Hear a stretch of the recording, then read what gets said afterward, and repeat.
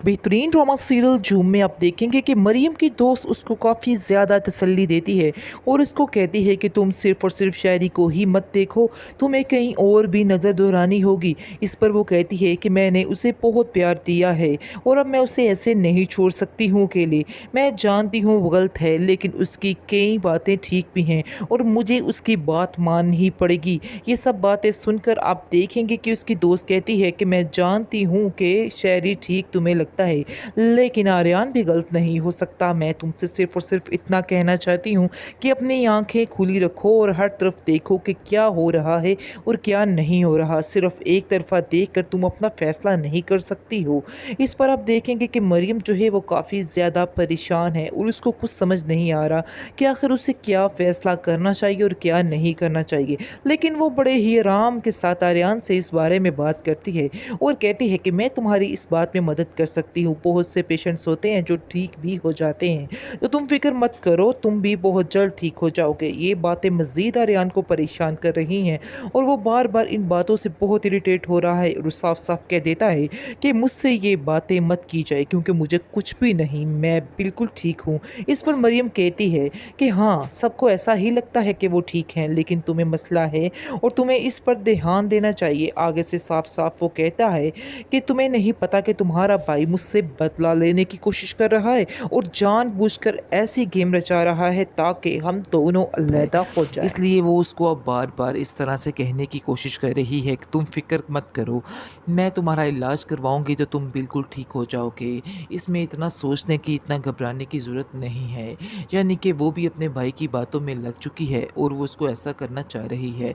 लेकिन आप देखेंगे कि मरियम को इस चीज़ की समझ नहीं आ रही है कि शेर जानबूझ के ये सारी हरकतें कर रहा है, आर्यन से अपनी दुश्मनी निकालने की कोशिश कर रहा है।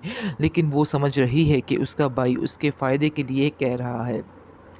आर्यन को काफ़ी ज़्यादा गुस्सा आता है और वो मरियम को कहता है कि मैं तुम्हें बार-बार यही बात समझाना चाह रहा हूँ कि तुम्हारा भाई जो कुछ कर रहा है अपनी ज़िद में कर रहा है ताकि हमारा ये रिश्ता ना हो पाए। इसके अलावा और कोई भी इसमें हकीकत नहीं है। इसके बाद मरियम कहती है कि नहीं, ये तुम्हारा वहम है, तुम सिर्फ़ और सिर्फ़ वहम कर रहे हो। इसके अलावा और कुछ भी नहीं है।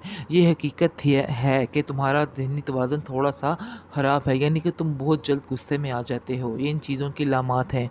मैं इनको आहिस्ता-आहिस्ता हैंडल कर लूँगी, तुम फ़िक्र मत करो। आगे से उसको मज़ीद गुस्सा आता है और कहता है कि मैं तुम्हारे बगैर रहना सीख जाऊँगा, तुम फ़िक्र मत करो। क्योंकि मैंने तुम्हें बड़ा समझाने की कोशिश की है कि जो कुछ भी तुम्हारा भाई कर रहा है सिर्फ़ और सिर्फ़ उसकी ये गेम है और ये गेम रचा रहा है, लेकिन तुम्हें इन बातों की बिल्कुल भी समझ नहीं आ रही।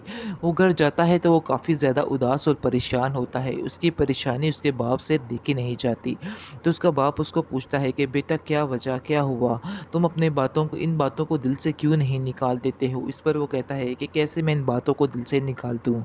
मरियम भी मुझे पागल तस्वर करने लग गई है और वो सोचती है कि मेरा ज़हनी तवाज़ुन ठीक नहीं है। उसका बाप उसको यकीन दिलाता है और कहता है कि तुम्हें अपने प्यार का सबूत देना होगा, क्योंकि आजकल की दुनिया में सबूत देना पड़ता है, वरना ये रिश्ते जो हैं बिल्कुल बेनाम के और खोखले रह जाते हैं। इसके बाद आप देखेंगे कि आर्यन कहता है कि मैं कैसे उसे यकीन दिलाऊँ? वो अपने भाई से बहुत ज़्यादा प्यार करती है और उसके दिमाग पे यही सवार है कि जो उसका भाई कह रहा है बिल्कुल ठीक है। आगे से आप देखेंगे कि उसका बाप उसको समझाने की कोशिश करता है और कहता है कि तुम फ़िक्र मत करो, आहिस्ता-आहिस्ता सब कुछ ठीक हो जाएगा। मैं खुद मरियम से इस मामले पर बात करूँगा। आगे से वो आर्यन कहता है कि नहीं, आप मरियम से कोई बात नहीं करेंगे, कोई ज़रूरत नहीं है उससे कोई भी बात करने की। आपको भीख यानी माँगनी नहीं है, आपने अपने हाथ नहीं फैलाने उसके आगे। ये सब बातें सुनकर उसका बाप काफ़ी परेशान हो जाता है और कहता है कि तुम फ़िक्र मत करो, बहुत जल्द तुम्हारे हक़ में बेहतर हो जाएगा। टेंशन नहीं लेनी है तुमने, मैं तुम्हारे और मरियम साथ को हूँ। यही बताया जा रहा है कि वो कुछ देर पहले मेंटल हॉस्पिटल में रह के आ चुका है, जिसकी वजह से मरियम काफ़ी ज़्यादा परेशान होती है। वैसे तो वो लोग वहाँ से चले जाते हैं, लेकिन आप देखेंगे कि शहरी उसको प्यार से समझाने की कोशिश करता है और कहता है कि तुम मेरी बहन हो और मैं तुम्हारा बुरा नहीं सोच सकता हूँ। मैं जो भी तुम्हारे बारे में सोचूंगा तुम्हारे फ़ायदे के लिए ही सोचूंगा, लेकिन मुझे इस रिश्ते से कोई भी इतराज़ नहीं। देखो, मैंने उन्हें घर में आने की परमिशन दी और मैं इस बात के लिए राज़ी भी हो गया। लेकिन एक बात जो मुझे पता चली वो मैंने उनसे ज़रूर पूछना चाहिए, क्योंकि मैं तुम्हें देना चाहता था, उन्हें तुम्हें सौंपना, इतनी बड़ी चीज़ अपनी सौंपने जा रहा था, तो कैसे मैं उनको ऐसे ही दे देता। इसलिए मैंने ये सब बातें की हैं। आगे से आप देखेंगे कि मरियम कहती है कि ये सही मौका नहीं था बात करने का, तुम्हें उस वक़्त बात नहीं करनी चाहिए थी।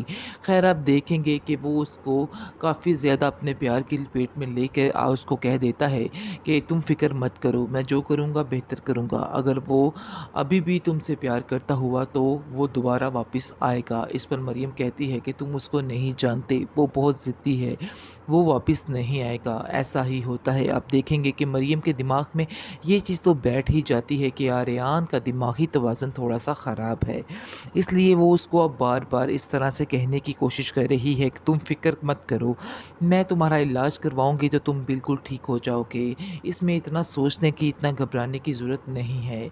यानी कि वो भी अपने भाई की बातों में लग चुकी है और वो उसको ऐसा करना चाह रही है।